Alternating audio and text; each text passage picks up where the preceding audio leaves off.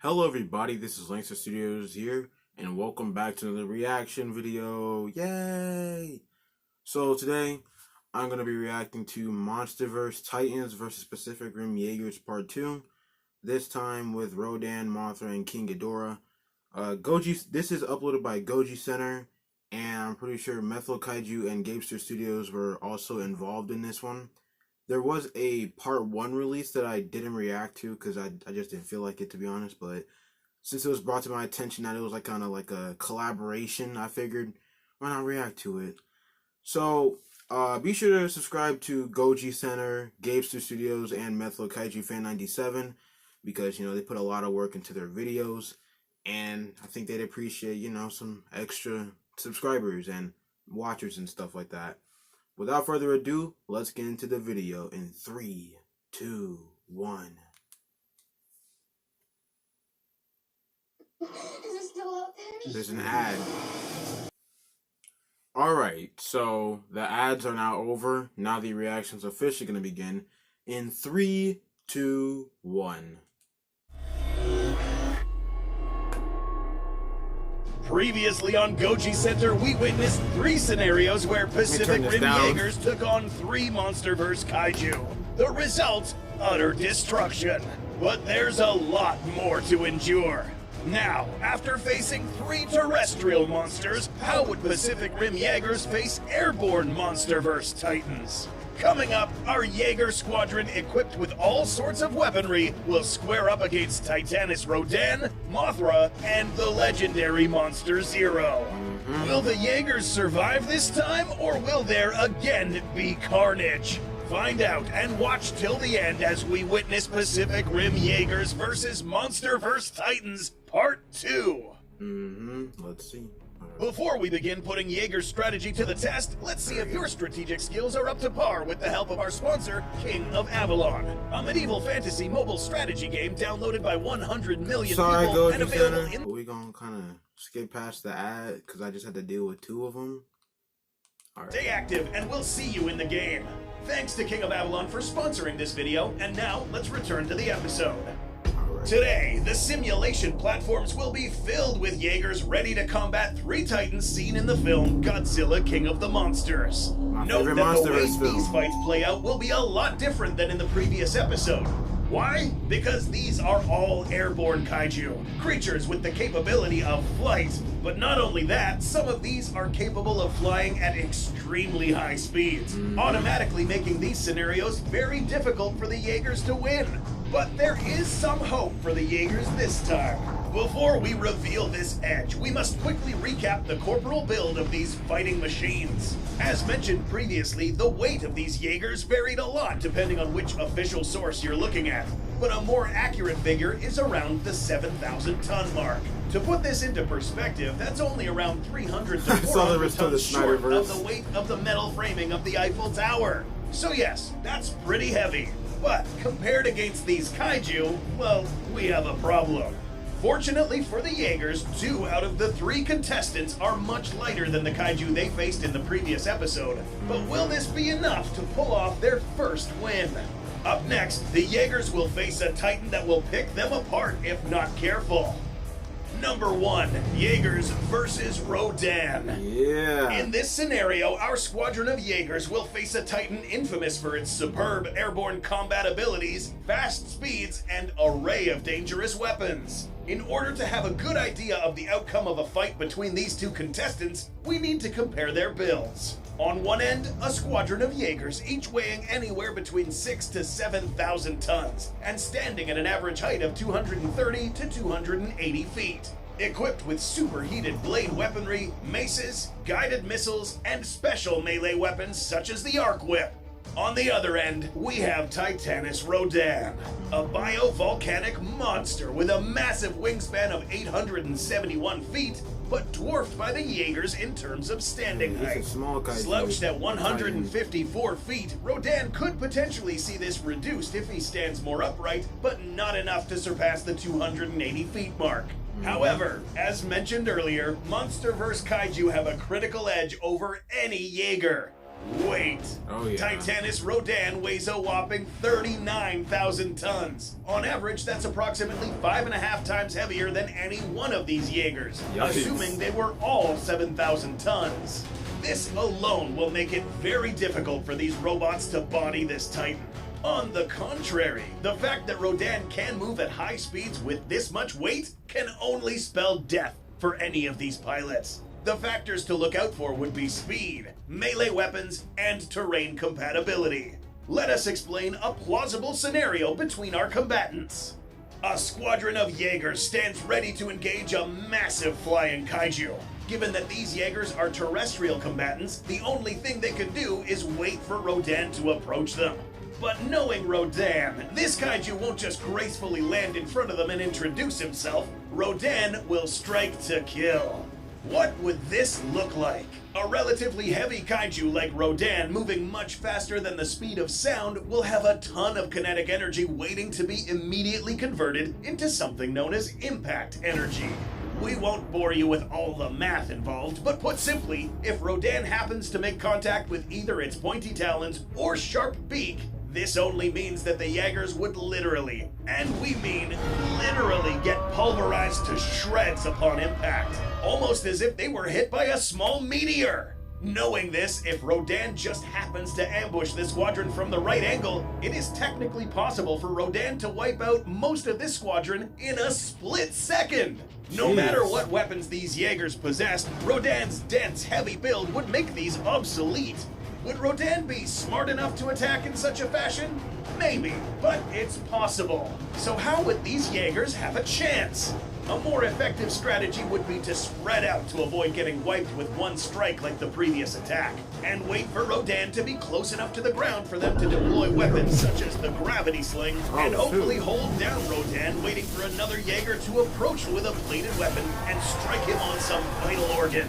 But even this is difficult. We have seen Rodan impaled before, so there is no guarantee that this strike might even be effective. Rodan wouldn't be a pushover on land either. This beak's shape and size would easily be able to grab onto any of these Jaegers' limbs and hack them right off. But having said this... Okay, last time I did a reaction video, there were like so many ads. But having said this, the possibilities of Rodan engaging in a purely terrestrial fight is quite low, and would probably resort on cycle charges to wipe out this entire squadron, making defeating Rodan an almost impossible feat. This is without mentioning its thunderclap or cyclonic drift abilities, both being able to disorient and create a shockwave capable of damaging surrounding crafts. Could these Jaegers fight in the sky? Not quite. What you see here are just simple means of transporting Jaegers, which would make them even more prone to getting ambushed in the air. The next kaiju on this list fights differently and relies on other interesting sorts of weapons. Yep. Number 2, Jaegers versus Mothra. In this scenario, humanity finally found a way to piss off Mothra. And now the Queen of the Monsters turns against the human race and decides that they too must perish. But can humanity hold her off? There are two ways to handle this, and for this, we must know a little bit of Mothra's life cycle. Every incarnation of Mothra begins with an egg. Once hatched, a larva will emerge, but this one fights back. Equipped with some considerable-sized mandibles and a silk web that can be fired from its mouth and trap small to medium-sized opponents. But how does this measure up against a Jaeger? Well, unfortunately for the larva, these can stand more than 5 times her height. Silk attacks from this smaller larva will not be enough to ensnare a 280-foot-tall Jaeger, meaning that a successful war against Mothra would have to be waged early. This way, humanity will have a better chance at defeating this kaiju early on with the sword before it evolves into its next winged and more dangerous form. But what if humanity failed to find this egg early, and now has to face off against a more mature Mothra? Well, here is where things get a little more interesting. Although Mothra is a very strong kaiju, this matchup is actually a little more evenly matched than the previous ones we have seen.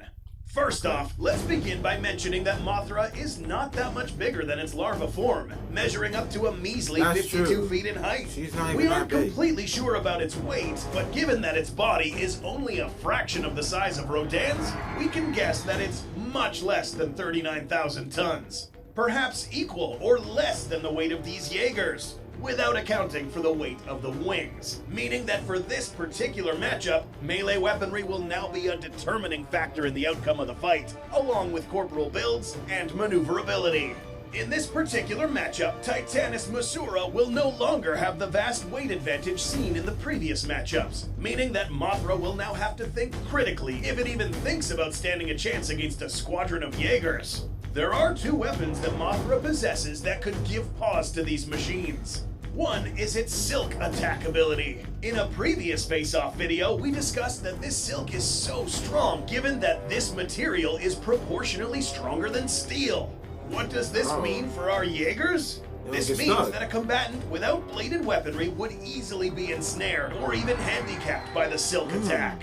Other better equipped Jaegers, such as the Saber Athena for instance, could use her ionic twin blades to cut right through this silk, allowing it to continue fighting. Or even cut off her Bladed wings. weaponry is something to look out for in Mothra's case. Given that her wings are relatively thin, one well-placed strike at any of her winged appendages would render her flightless and at the mercy of a much taller Jaeger. That is if Mothra even decides to fly this low.